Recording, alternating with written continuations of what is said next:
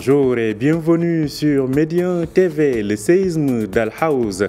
Le séisme d'Al-Haouz a été l'occasion de mettre en avant et de mettre aussi à jour les caractéristiques de la géographie au Maroc, notamment dans les zones montagneuses qui ont été fortement touchées et qui doivent à présent être reconstruites. C'est l'occasion d'en parler, notamment avec cette journée mondiale des montagnes célébrée hier. On en parle avec Abderrahim Ksiri, il est le président de l'association des enseignants de la science, de la vie et de la terre. Bonjour à vous, Abderrahim Ksiri. Merci d'avoir accepté notre invitation.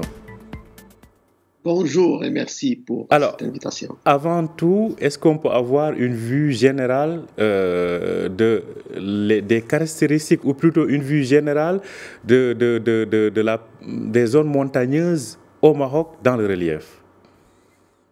Oui, au Maroc, les zones de montagne occupent une place privilégiée, que ce soit dans le domaine géographique, parce que c'est grâce à ces chaînes de montagnes du Rif et les trois chaînes de l'Atlas qu'on a vraiment cette diversité du climat, diversité de l'espace, des paysages, mais aussi diversité biologique. On est classé deuxième en Méditerranée après la Turquie.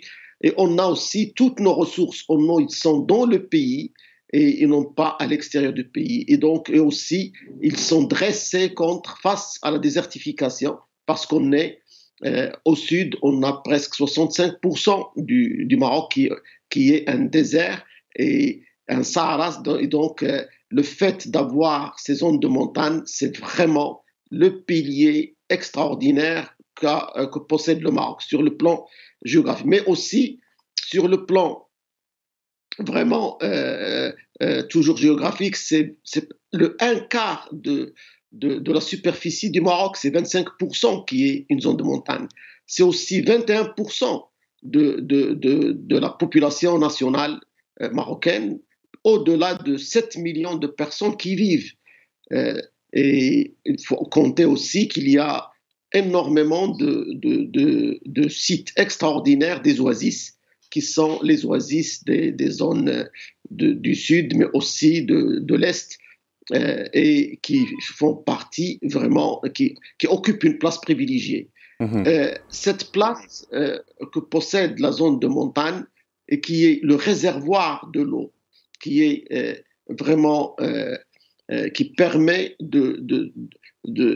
qui est la source de toutes les rivières et les 10 bassins de l'eau au Maroc, la majorité écrasante, ils dépendent des zones de montagne pour la neige, pour les sources d'eau qui coulent au Maroc. Et donc là, lorsqu'on dit l'eau, on parle de tout. On parle de la sécurité hydrique, on parle de la sécurité alimentaire et bien sûr, il y a aussi une partie de la sécurité énergétique. Alors, on va y revenir tout à l'heure sur ces bienfaits des zones de montagne et je pense que vous avez bien évidemment commencé à les énumérer, mais parlons d'abord de cette phase de reconstruction post-séisme.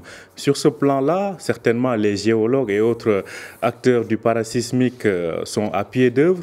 Quelles recommandations aussi dans ce sens actuellement pour réussir cette phase de reconstruction en prenant en compte les spécificités de ces zones? Oui, en réalité, c'est une zone généralement stable, mais il y a une faille qui les traverse. Et en réalité, le Maroc est traversé. On a vu ce qui s'est passé à Agadir, ce qui s'est passé à Al-Hoceima, ce qui s'est passé à Al-Haouz. Tous ces séismes qui ont eu beaucoup de dégâts humains, mais aussi matériels. Il démontre que cette zone reste encore instable et il peut entraîner vraiment des dégâts s'il n'y a pas les dispositions nécessaires. Et il y a deux types de dispositions. Il y a avant les séismes, il y a au moment et il y a l'après. Alors avant les séismes, il faut dire que le Maroc vraiment n'a pas donné une gouvernance et une spécification du système et des approches de développement et de gouvernance spécifiques aux zones de montagne. Et il suffit de dire que rien que pour déterminer ce que c'est qu'une zone de montagne, ça n'a été fait qu'en 2015. Et lorsqu'elle a été faite en 2015, on a déterminé que appartient aux zones de montagne toute espace qui va au-delà de 500 mètres. Et à partir de là, on a pu identifier 714 communes territoriales, dont 64 qui sont urbaines. Et donc, on est très en retard dans la spécification, la caractérisation des zones de montagne. Et donc, les approches qui ont été appliquées sur les zones de montagne étaient celles des plaines. Et de là vient vraiment le retard énorme de ces zones de montagne en matière de développement. Et la preuve, c'est que plus de 70% des populations qui sont les plus pauvres, les plus vulnérables, ils existent et ils vivent dans les zones de montagne. Et au niveau de ces zones de montagne, 42% sont analphabètes et en réalité, c'est supérieur à la moyenne nationale de 32%. Et aussi, le niveau et le revenu de cette population, il est 2 fois inférieur à celui du niveau de revenu national. En plus de ça, la principale source qui va jusqu'à 50%, elle vient du bétail et de l'agriculture. Mais cette agriculture, il a des limites puisque à cause de l'héritage, il y a un émiettement de ces espaces. Et il y a la majorité des espaces agricoles ne dépassent pas vraiment 1 hectare. Et parfois, on parle de quelques mètres carrés pour chacune. Et donc, le revenu de la population ne vient plus d'une agriculture vivrière ou familiale comme auparavant, mais c'est grâce aussi au revenu des immigrés, que ce soit à l'intérieur du Maroc ou à l'extérieur du Maroc, et dans le cadre d'une solidarité entre les populations. Alors, je pense que c'est des données assez intéressantes et certainement l'agence de développement du Haut-Atlas qui a été créée est à pied d'œuvre pour répondre en tout cas aux attentes, mais surtout tenir les délais par rapport à ce qui a été fixé pour la reconstruction. Alors, vous aviez commencé à donner des éléments intéressants par rapport aux spécificités de ces zones montagneuses. Il y a le cas du stress hydrique et on sait que, comme vous l'avez dit, avec l'enneigement, les montagnes sont des sources d'eau. Alors, comment évolue la situation avec cette hausse des températures, mais aussi avec ces années de sécheresse que nous vivons? Oui, vous l'avez bien dit. En réalité, les sources d'eau prennent, c'est-à-dire sources de départ à partir des zones montagneuses. Et c'est à partir de là qu'il faut absolument tout faire pour préserver ces ressources. D'abord, il faut absolument, parce que c'est au niveau des zones montagneuses qu'on a la plus grande biodiversité. Et cette biodiversité, c'est elle qui préserve les sols contre l'érosion. Et donc, il permet de préserver les barrages. Et il permet aussi un cycle de l'eau et une lutte contre les changements climatiques. C'est pourquoi, lorsqu'on parle de montagne, on parle de forêt, on parle de zones humides, on parle de biodiversité, on parle de l'eau. Et donc, les zones de montagne, ils doivent un intérêt ils ont un intérêt extraordinaire. Ils doivent avoir une approche de développement totalement différente pour que les services écosystémiques rendus par les zones de montagne se poursuivent. Et ceci passe par un mode de développement différent par rapport à la population, parce qu'il y a eu beaucoup de transformations, beaucoup de changements, et il n'y avait pas, c'est-à-dire un accompagnement des systèmes de gouvernance ni des systèmes de politique de développement au niveau de ces zones de montagne. C'est pourquoi, comme vous l'avez vu, lorsqu'il y a eu le séisme de Haouz, la première chose que Sa Majesté a ordonné, c'est d'avoir une agence. Pourquoi? Parce que l'agence, ça permet rapidement d'aller vers le redressement, parce qu'il y a des spécificités. Il ne faut plus fonctionner avec le cadre qu'on a, c'est-à-dire on a 1500 communes, la plupart sont rurales, et ces communes rurales n'ont pas assez de budget, mais aussi les élus n'ont pas assez d'approche de développement assez forte de gestion de ces espaces. C'est pourquoi l'agence, ça reste vraiment c'est pourquoi aussi le Conseil économique et social et environnemental, l'AMCDD, mais aussi et surtout la coalition de la montagne, qui est une organisation qui a travaillé énormément au niveau des différentes zones de montagne. Tous, ils ont recommandé qu'il y ait une loi spécifique aux zones de montagne, qu'il y ait une gouvernance spécifique et une agence Et c'est pourquoi nous croyons que cette initiative de Sa Majesté aux zones de montagne pour avoir une agence de redressement, ça doit se transformer en agence de développement des zones de montagne qui utilise les spécificités des zones de montagne pour affronter les grandes problématiques, à savoir d'abord l'éducation, à savoir la santé, à savoir le développement des centres ruraux pour ne pas avoir trop de pression sur les forêts, sur les zones humides qui sont la source de vitalité et de lutte contre les changements climatiques, surtout qu'on est en train d'aller vers des limites vraiment de stress hydrique, des limites aussi de disponibilité des capacités végétales. Et donc, toute la source et l'équilibre biologique, l'équilibre naturel, il peut être touché par ces écosystèmes si on garde le même modèle de développement. C'est pourquoi Sa Majesté, lorsqu'il a parlé d'un nouveau modèle de développement, un modèle de développement ne peut pas être unique et c'est pourquoi il y a la régionalisation avancée. Il faut absolument diversifier les modes.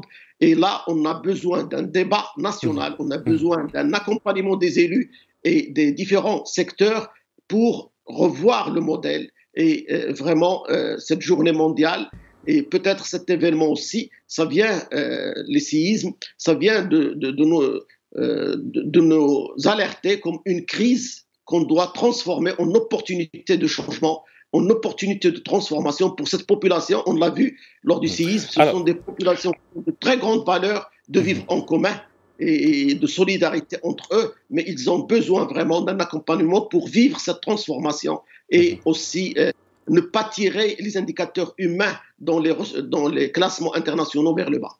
D'accord. Alors, cela dit, on sait que le Maroc est l'un des pays le plus traversé par des chaînes montagneuses, donc la chaîne de l'Atlas. Pensez-vous que ce relief est suffisamment étudié ici au Maroc? Oui, ce milieu, il a été étudié du point de vue biologique, un petit peu géologique, mais il doit être étudié autrement. C'est-à-dire, on doit croiser toutes les études géologiques, hydriques, biologiques, sociales, culturelles, pour avoir une synthèse, pas uniquement au niveau de l'ensemble des zones de montagne, mais territoire par territoire. Parce que lorsqu'on parle des zones de montagne, on parle aussi des oasis. On parle des zones où il y a le cannabis, on parle des zones où il y a les forêts de cèdre. Il y a une diversité extraordinaire au Maroc et le Maroc, il a la capacité d'adapter son système. Et on l'a vu avec le cannabis, par exemple, il a eu l'audace vraiment de dire qu'on doit avoir des lois différentes, une gestion différente de cette problématique, au lieu d'avoir des dizaines de milliers de personnes qui sont poursuivies, alors qu'ils ont la capacité de vivre, qu'on est capable de transformer ce cannabis en produit de santé, en autres produits de transformation qui ont une grande valeur ajoutée et sortir de cette... C'est la même chose qu'on doit faire dans tous les systèmes des oasis. Par exemple, l'héritage, on doit absolument avoir l'audace d'ouvrir le débat parce que dans les oasis maintenant de zones de montagne, les gens ne s'occupent plus des palmiers. Et c'est pourquoi il y a des feux qui sont plus fortes parce que les jeunes ne font plus le travail et parfois il y a même des dates et personne n'arrive à c'est-à-dire à les cueillir. Pourquoi? Parce qu'il y a tellement d'héritiers ici et partout que celui qui reste sur les lieux ne peut pas travailler pour tout le monde. Et donc, il y a parfois quelques mètres carrés qu'il a comme propriété et ça va vers un bout qui est impossible. Et c'est ce qui se passe au niveau des espaces ruraux, mais surtout dans les zones de montagne. On laisse l'héritage émietté, fragmenté, et après, c'est utilisable par personne. Et c'est pas comme ça il faut affronter ces problématiques légales, ces problématiques. On parle maintenant de l'héritage homme-femme, comme quoi il faut absolument le revoir, mais il faut aussi revoir le modèle entier, parce que dans d'autres pays, il y a des pays où l'héritage n'est pas fragmenté. Il est donné soit à un seul enfant, soit il y a l'État qui intervient sur l'héritage pour pouvoir donner à cette possibilité. Il y a beaucoup d'alternatives innovantes. Et d'ailleurs, les gens des zones monétaires sont connus par leur capacité d'innovation dans tous les domaines. Ils étaient capables d'avoir des lois coutumières, d'avoir un savoir-faire culturel qui a permis. Mais maintenant, avec les grandes transformations, la démographie, ils ont besoin d'être accompagnés pour utiliser d'autres modes de gestion, d'autres modes de gouvernance et avoir plus d'audace par rapport à nos parlementaires, à nos élus, à nos politiques, pour proposer des changements qui permettent de répondre réellement. La forêt, il y a 3 fois de bois qui est exploité par rapport à la production. L'élevage, c'est 4 fois par rapport à la production. Et cet élevage et ce bois, il n'a pas pu développer ces populations. C'est pourquoi il faut revoir le système et il faut avoir un nouveau modèle de développement de ces espaces de montagne parce qu'ils sont vides pour l'ensemble du Maroc et je crois qu'on a intérêt à ouvrir ce débat avec cette journée mondiale et surtout on a vu, tous les Marocains, ils ont vu la qualité des valeurs de cette population qui, malgré les moyens qui sont très limités, ils gardent le sourire, ils sont accueillants, ils sont bien. Donc, ils méritent vraiment d'avoir une politique différente, d'avoir une loi de zones de montagne, d'avoir une agence des zones de montagne. Et je crois qu'il y a un débat qui est ouvert. Il faut absolument, avec Sa Majesté, on espère qu'il y aura le changement pour cette population parce que le Maroc, le Maroc a besoin de ne laisser personne en marge. Voilà. Alors, justement, vous parlez de cette agence des zones de montagne, ça semble être une demande, mais par rapport à l'agence de développement du Haut-Atlas, on est quand même déjà sur des zones montagneuses. Oui, ce que j'ai dit, c'est qu'on le voit, Sa Majesté, lorsque les données sont là, il a vraiment la capacité de prendre des décisions très ambitieuses pour pouvoir remédier à certains dysfonctionnements, parfois à certaines politiques de rattrapage qui restent très, très en retard par rapport à la réalité du terrain, par rapport au rythme de transformation du climat, au rythme de transformation démographique, transformation économique, les ambitions des jeunes qui changent. Et donc, tout ceci, lorsque la Banque mondiale, dans son rapport, parle de 1 900 000 d'ici 2050, qui vont immigrer de ces zones de montagne vers les zones urbaines ou vers l'extérieur, c'est pour dire qu'il faut absolument changer le système. Les jeunes, ils ont besoin d'être accueillis dans les villes.